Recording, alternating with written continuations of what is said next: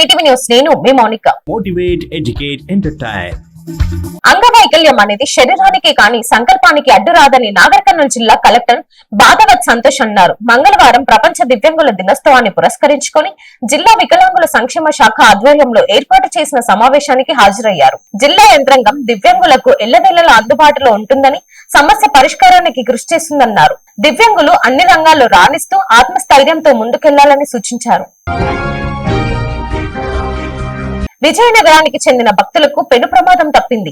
శబరిమల నుండి తిరిగి వస్తుండగా తమిళనాడులోని కంచి సమీపంలో బస్సు ఆపి రోడ్డు పక్కనే వంట చేస్తుండగా ఒకేసారిగా బస్సులో మంటలు చెలరేగాయి. కాసేపటికే ప్రసాదాలు, దుస్తులు, ఇతర సామాగ్రి సహా బస్సు పూర్తిగా దగ్ధమైంది.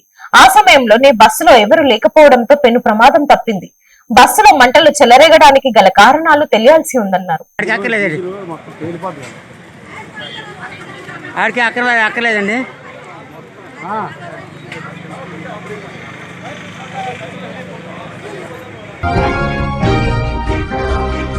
నల్లమల్లాలో కొలువు తీరిన శ్రీ పబ్బతి ఆంజనేయ స్వామి బ్రహ్మోత్సవాలకు తెలంగాణ రాష్ట్ర ముఖ్యమంత్రి రేవంత్ రెడ్డి బ్రహ్మోత్సవాలకు రావాల్సిందిగా ఆహ్వానం అందించిన అచ్చంపేట ఎమ్మెల్యే డాక్టర్ చిక్కుడు వంశీకృష్ణ మరియు మధ్యవర్గు దేవస్థాన కమిటీ చైర్మన్ రాములు నాయక్, దేవస్థాన కమిటీ సభ్యులు తదితరులు పాల్గొన్నారు.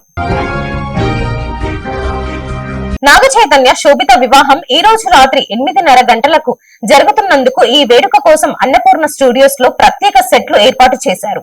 పూర్తి హిందూ సాంప్రదాయ పద్ధతిలో జరిగే ఈ వేడుకకు టాలీవుడ్ హీరోలు తమ కుటుంబంతో హాజరవుతారని సమాచారం. ఇప్పటికే ప్రీ వెడ్డింగ్ సెలబ్రేషన్స్ ఘనంగా జరిగి దీనికి సంబంధించిన ఫోటోలు వైరల్ అవుతున్నాయి.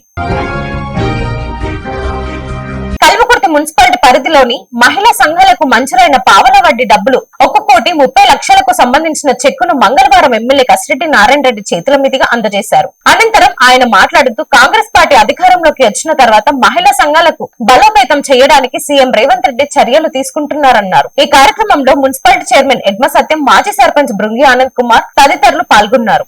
Thanks for watching. చూస్తూనే ఉండండి మీటీవీ న్యూస్.